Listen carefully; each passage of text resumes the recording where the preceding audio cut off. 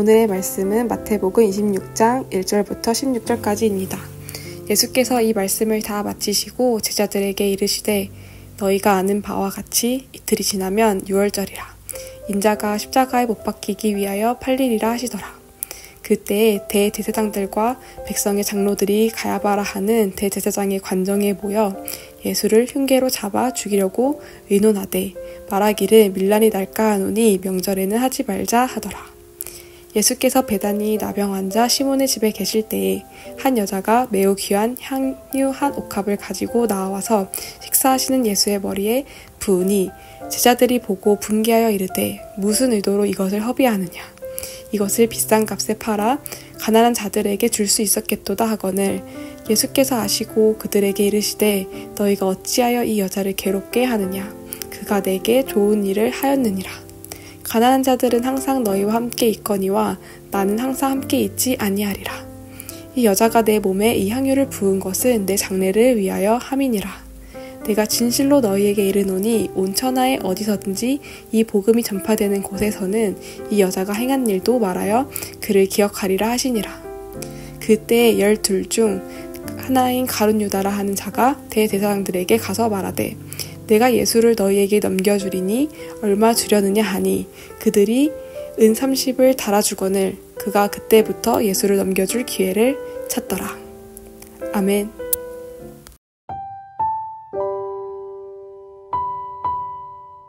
오늘 본문은 크게 네 부분으로 나눌 수 있습니다. 첫째는 예수님께서 자신의 죽음을 예고하신 것, 둘째는 예수님을 죽이고자 하는 대제사장들과 장로들, 셋째는 예수님께 자신의 향유를 부은 여인, 마지막으로 넷째는 예수를 죽이기 위해 앞장서는 유다입니다. 그리고 유월절 어린 양으로 죽으셔야만 하는 예수 그리스도의 죽음이 어떻게 전개되는지 보여주며 그 스토리에서 여러 인물이 등장하고 그들이 어떻게 기록되었는지 보여줍니다. 우리는 이 기록을 통해 반면교사 삼아서 우리가 하지 말아야 할 것을 배우고 어떤 것이 주님을 기쁘시게 하며 주님께 기억이 될 만한 일인지 함께 봄으로써 참된 제자의 삶을 추구하는 우리가 되었으면 좋겠습니다. 먼저 1절부터 2절에는 예수님께서 제자들에게 모든 가르치심을 마치신 후 곧 있으면 자신이 십자가에 못 박히기 위해 팔리게 될 것을 말씀하십니다. 예수님께서 제자들에게 늘 말씀하셨던 것, 예수님의 죽음이 어느덧 코앞으로 다가왔습니다. 그러나 애석하게도 예수님은 자신의 죽음에 대해 제자들에게 말씀하셨지만 제자들의 모습은 보이지 않습니다. 보이는 것뿐이라고는 예수를 죽이고자 하는 자와 그 예수를 팔려고 하는 악한 제자, 그리고 한 여인입니다. 3절에서 5절에 대제사장들과 백성의 장로들이 가야바라는 대제사장의 관정에 모여서 예수를 어떻게 하면 잡아 죽일 수 있을까 의논했다고 합니다. 마태복음에서 일반적으로 예수님께서 책망하시는 대상은 서기관과 바리새인들이었습니다. 그들은 백성들에 대한 영적 권위와 영향력이 있었지만 실질적으로 예수를 죽일 만한 권력은 없었습니다. 반면에 대제사장과 장로들에게는 로마로부터 받은 권위가 있었기에 그들은 정치적으로 힘이 있었습니다. 그들이 정치적 권위를 가졌던 이유, 그것은 평생직이었던 대제사장직이 로마의 지배 아래 놓이게 되면서 일시적인 직분으로 바뀌었기 때문입니다.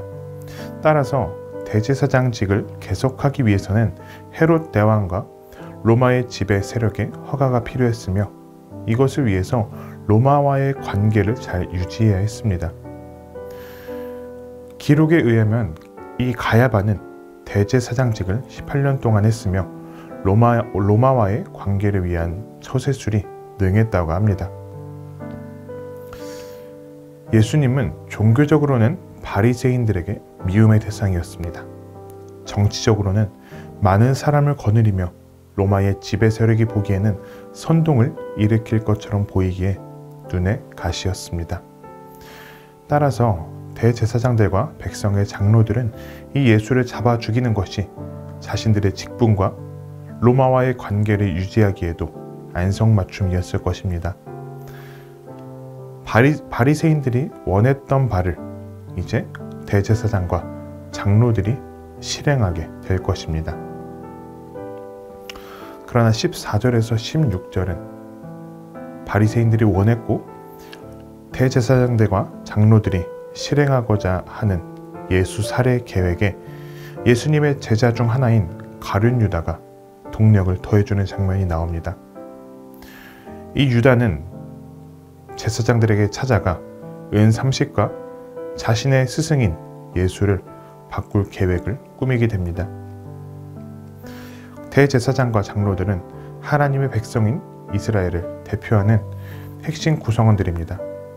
그러나 그들은 정치적인 욕심과 욕망 때문에 이스라엘의 참 목자이자 왕이신 예수를 죽이는 계획을 갖게 됩니다.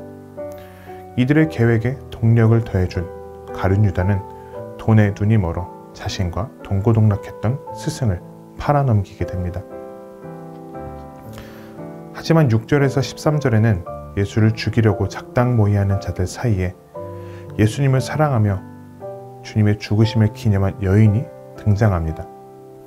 이 여인은 마가복음 14장과 요한복음 12장에도 등장하는 여인인 마리아입니다. 그의 오라비는 나병 환자였던 나사로 혹은 시몬이었고 이 자는 죽었다가 예수님에 의해 다시 살아난 사람입니다. 예수님께서 이들의 집에 계실 때 마리아가 나와 예수의 머리에 옥합을 붓습니다. 본문에는 매우 귀한 향유 한 옥합이라고 나와 있으며 이것은 노동자의 1년치 임금에 버금가는 값비싼 것입니다. 그리고 이 옥합은 혼인을 할 때 예물로 사용하거나 이것을 팔아서 결혼 후에 생계를 유지하는 데 사용하기도 했습니다. 그런데 여인이 이것을 예수님의 머리에 붓자 제자들이 그것을 팔아 가난한 자에게 줄 수 있었거늘 왜 허비하느냐며 화를 냅니다. 물론 가난한 자를 돌보고 구제하는 것을 예수님께서도 중요하게 생각하십니다. 그러나 그것은 언제든지 할 수 있습니다. 그것은 언제든지 할 수 있지만 예수님께서 가실 날은 이제 얼마 남지 않았기에 예수님께서는 화를 내는 제자들에게 이 여인이 옳은 일을 했다고 말씀하시며 이 여자가 향유를 부은 것은 자신의 장례를 위함이라고 말씀하십니다.